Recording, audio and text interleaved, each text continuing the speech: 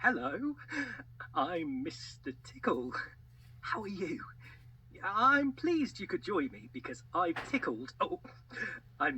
chosen some of my favourite Mr. Tickle adventures to share with you. I hope you like them too.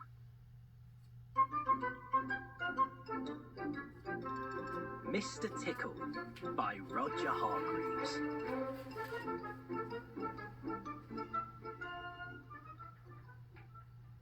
It was a warm, sunny morning. In his small house at the other side of the wood, Mr. Tickle was asleep. You didn't know that there was such a thing as a tickle, did you? Well, there is. Tickles are small and round, and they have arms that stretch and stretch and stretch. Extraordinarily long arms. Mr. Tickle was fast asleep. He was having a dream. It must have been a very funny dream because it made him laugh out loud, and that woke him up.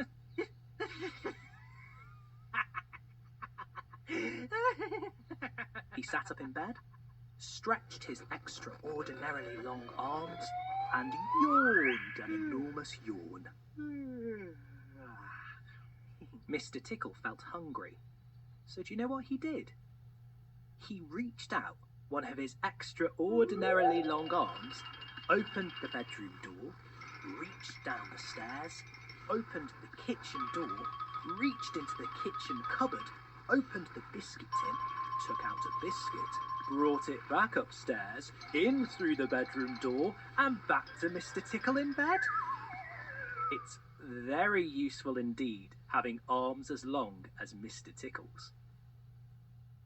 Mr. Tickle munched his biscuit. He looked out of the window. Today looks very much like a tickling day, he thought to himself. So, later that morning, after Mr. Tickle had made his bed and cooked his breakfast, he set off through the wood. As he walked along, he kept his eyes very wide open, looking for somebody to tickle, looking for anybody to tickle. Eventually, Mr. Tickle came to a school. There was nobody about, so, reaching up his extraordinarily long arms to a high window ledge, Mr. Tickle pulled himself up and peeked in through the open window. Inside, he could see a classroom. There were children sitting at their desks, and a teacher writing on the whiteboard.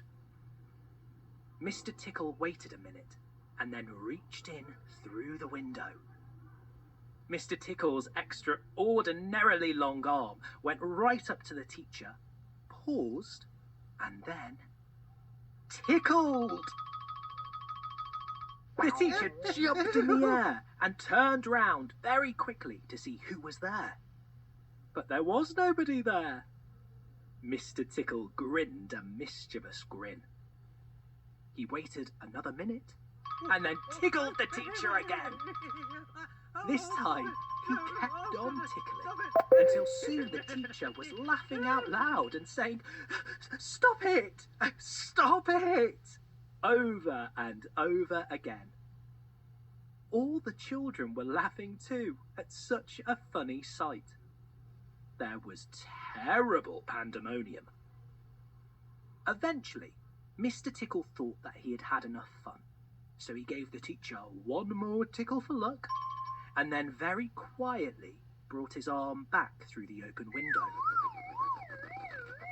Chuckling to himself, he jumped down from the window, leaving the poor teacher to explain what it was all about, which of course he couldn't.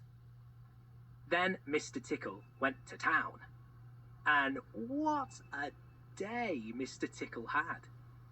He tickled the policeman on traffic duty at the crossroads in the middle of town. It caused an enormous traffic jam. He tickled the greengrocer just as he was piling apples neatly in his shop window.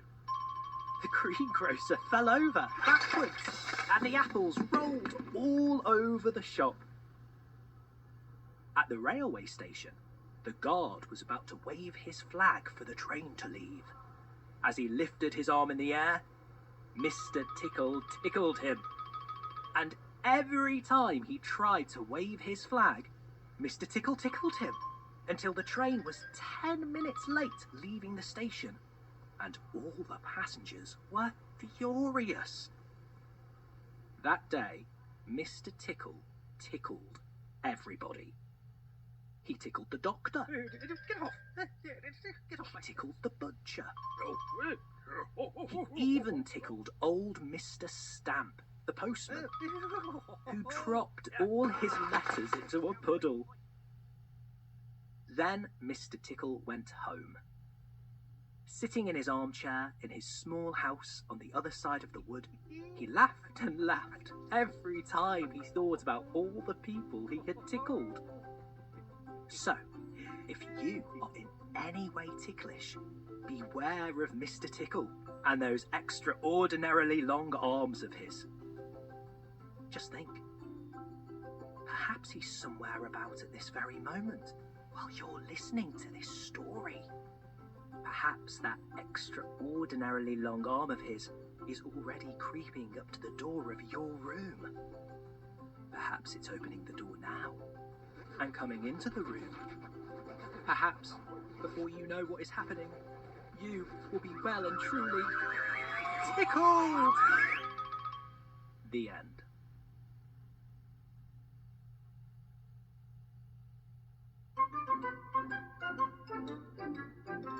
Mr. Tickle and the Scary Halloween.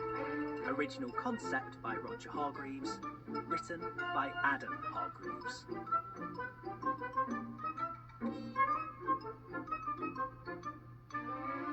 There was a time, Mr. Tickle thought to himself, when Halloween was fun. But not anymore. Not since little Miss Scary had moved to town. Now, Halloween was downright scary. Scare your pants off scary.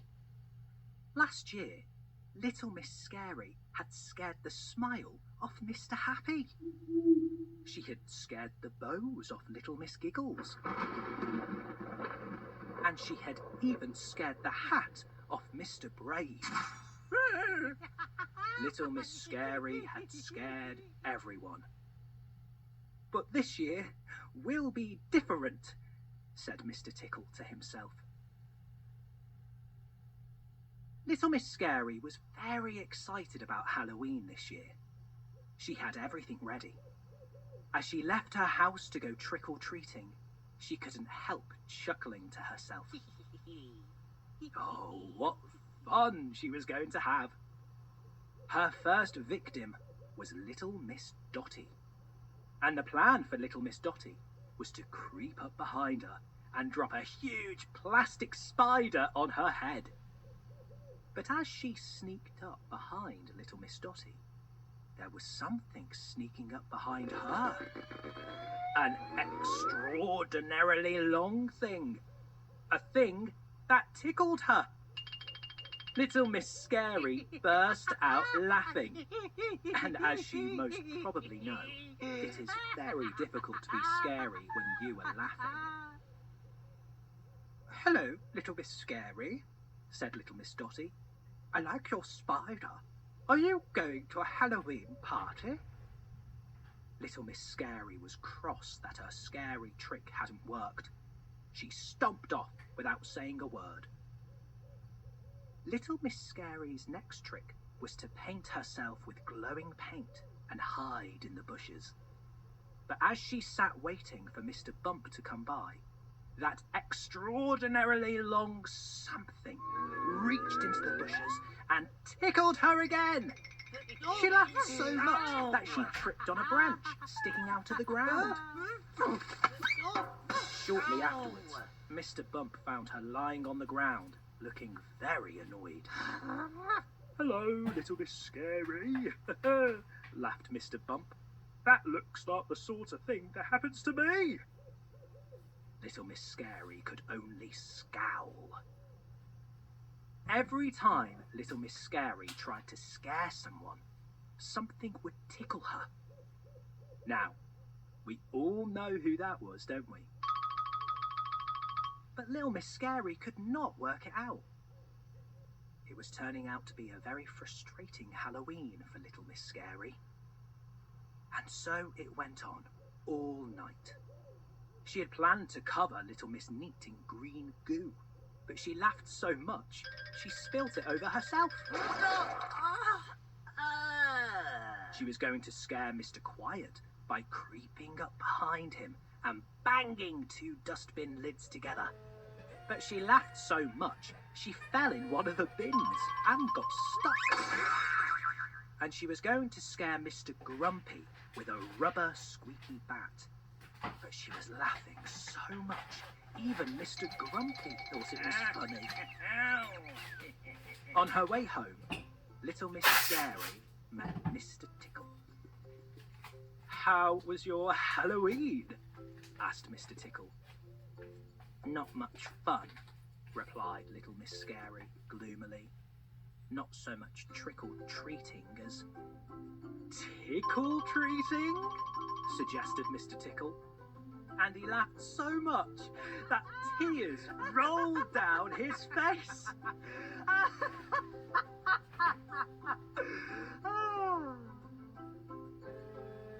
The end.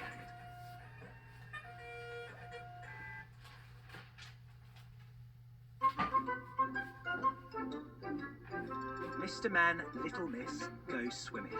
Original concept by Roger Hargreaves. Written by Adam Hargreaves.